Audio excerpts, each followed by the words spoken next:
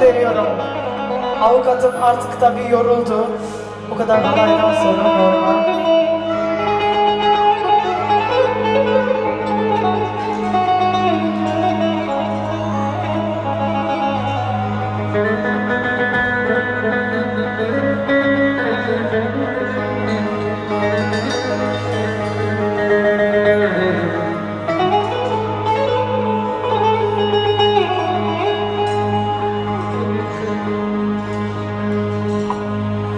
Şad olup gülmedim,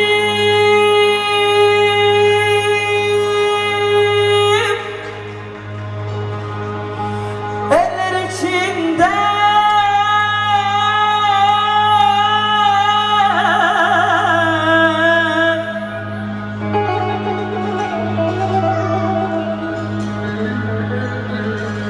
benim gülüm soldu.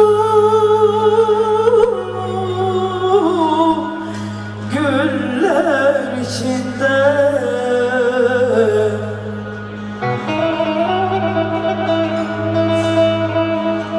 bir bahtı karayım, oy,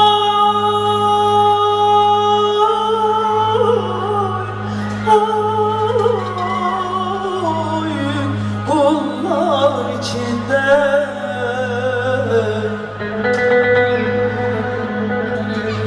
gitti benim nazlı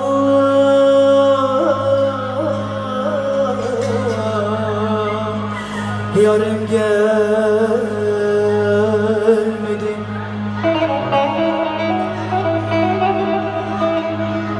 Bir bahtı karayım,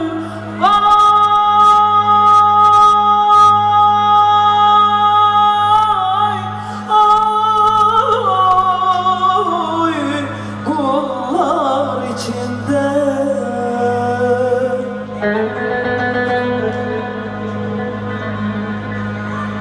gitti benim nazlı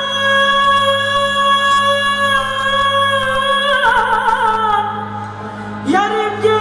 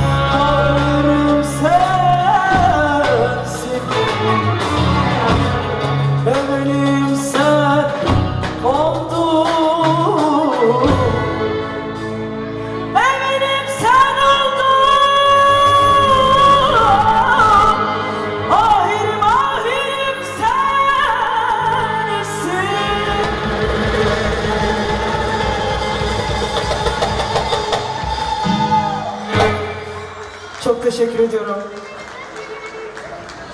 Babam Kaya Keskin yani Ankara'da beraber. Tabii babam. Tabii. Benim de babam ustaların ustasıdır, aptaldır yani bildiğiniz bağlama üstadıdır. Şöyle aşağı ineyim. Sen şimdi programa geldiğinde de böyle bozda okuyacak mısın? O zaman program Başladı pazar günleri, akşam 10.30 Kanal 7. bir başlarız o zaman Musa Eroğlu'dan, Neşet Ertaş'tan çıkarız artık. En büyük alkışı İzzet Yıldızhan'a ve birbirinden değerli ustalara gönderiyorum. Çok teşekkür ederim. Sağ olun, var olun. Rujumu da sileyim.